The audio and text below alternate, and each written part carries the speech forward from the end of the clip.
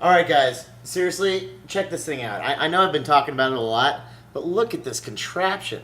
Is that thing insane or what? I mean, this.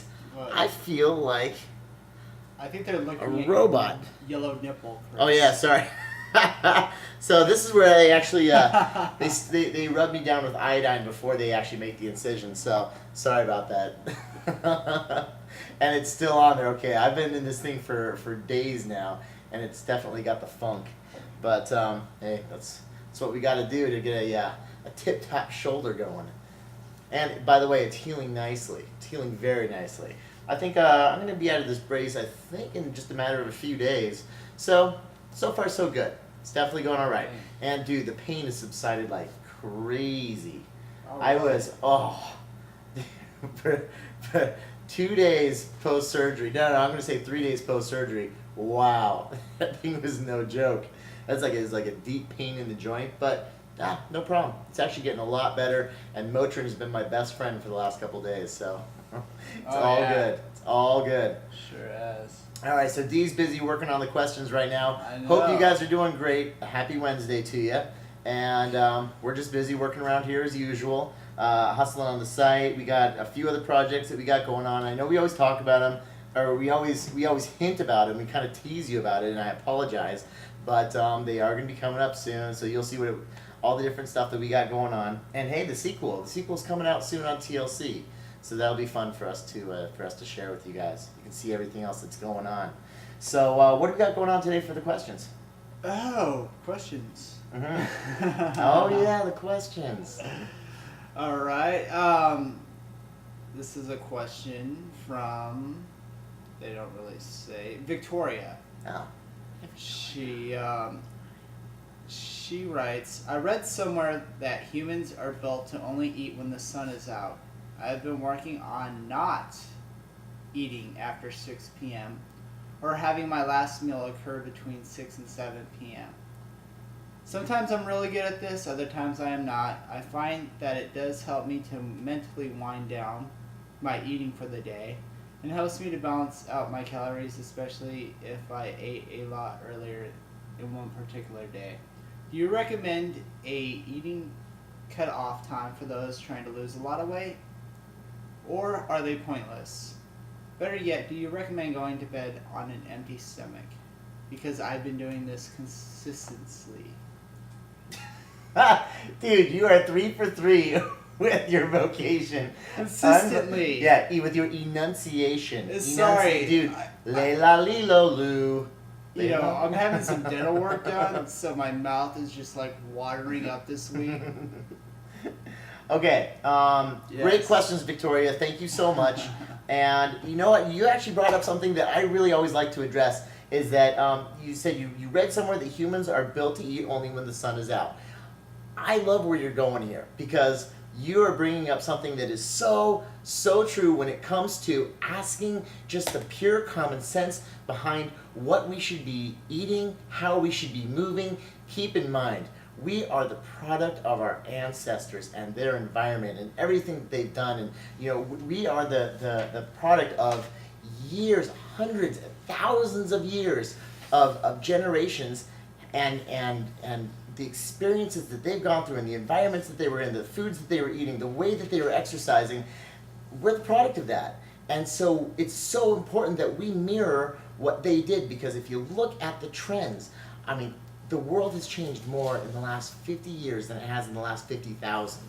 And unfortunately, you know, as incredible as technology is, our bodies cannot keep up with the rate of technology, because the technology that we've been given, this incredible machine, is hundreds of thousands of years old, and it was brought down through generations after generation after generation. And yes, it really is true that for the most part, we know the humans, we have what we call these diurnal hormone patterns, and they move with the light, with our sleep and our wake cycles. So technically, if you look at the way our ancestors moved and the way our ancestors ate, they always ate, well, during the day when the sun was up. And of course, we would go to bed when the sun went down, and then we would sleep through the night, and we'd be back up around 5 or 6 a.m.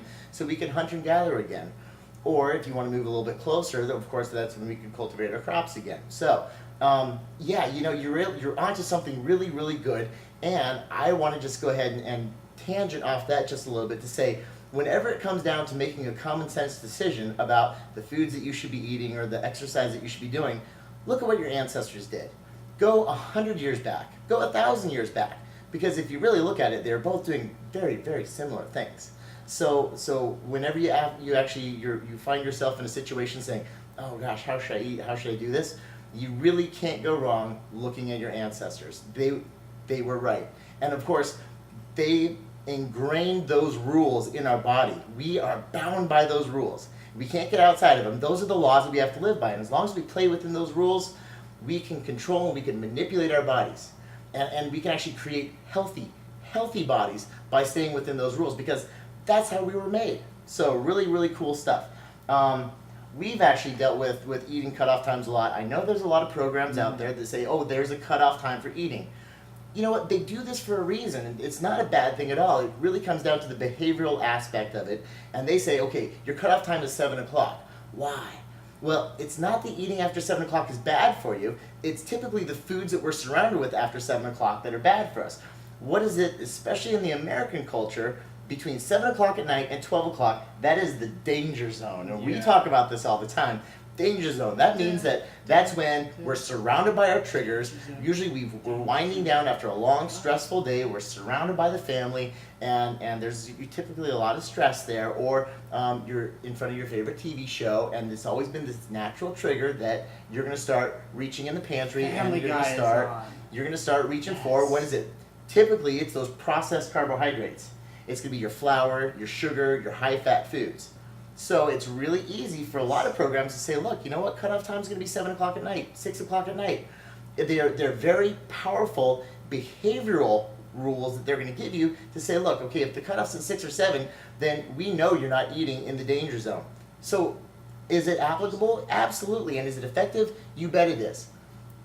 And if you do eat after 7 o'clock, is it really going to affect your weight loss? Well, it depends on what you eat after 7 o'clock. Now, if you ask us, we're going to say, look, you still can have lean proteins. You can still have fibrous green vegetables, and maybe some light monounsaturated fats like your olive oil, your fish oil, your flaxseed oil, your almonds, your pecans, your walnuts.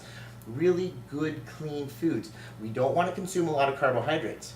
I'm actually going to fill you guys in, and I know we're running a little bit late on time here, but here's a really, really cool thing for you. So, when you first fall asleep at night, what we really want to do is we want to elicit a huge release in our growth hormone, right? Oh, shoot. Yes. Sweet potatoes are ready. Okay. Oh, it's Wednesday. Yeah. So, bear with us. I'm sorry, the timer's going off. Okay, so we want to elicit a release in growth hormone. Remember, growth hormone, that is like, well, number one, our body releases it itself. It goes from the hypothalamus to the pituitary.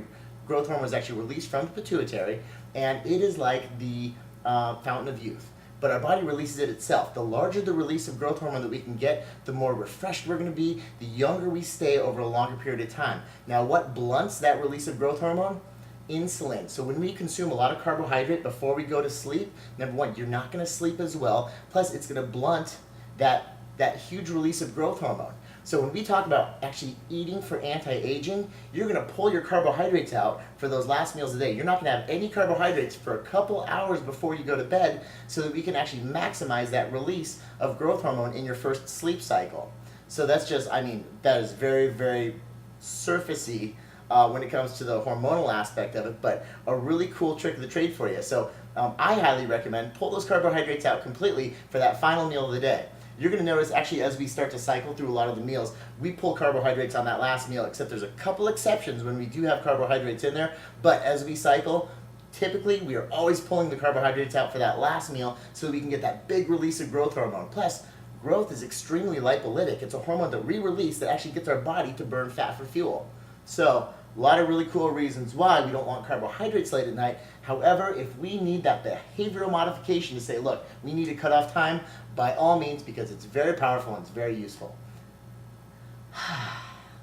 Jeez, wow. I don't think I got enough words in there on that one. But yeah, you definitely stoked a topic that I'm excited about. So Victoria, thank you so much for your question. Guys, go have a wonderful Wednesday, and we'll see you mañana. Thanks for sitting through that one, buddy.